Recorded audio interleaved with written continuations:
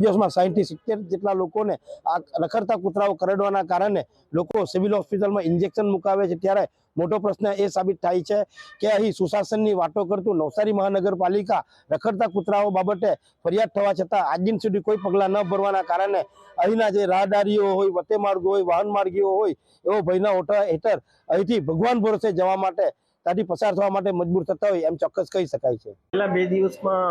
મારા હોસ્પિટલમાં 28 માણસોને કૂતરો કરડેલા છે અને બધાને સારવાર આપી છે। કોઈ સિરિયસ વાળા કેસ નહીં દેખાયા અને લોકોને એક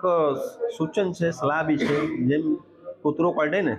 તો તત્કાલ એક સાબુ પાણીથી સાફ કરી નાખે, જેથી એને જંતુ છે, વાયરસ છે ને તો બ્લડમાં મિક્સ નહીં થાય અને એના માટે બેનિફિટ રહેશે કે આગળને જે બીમારી થાય છે રેબીઝ જેને કહીએ ઝાડકવા, એ નહીં થશે।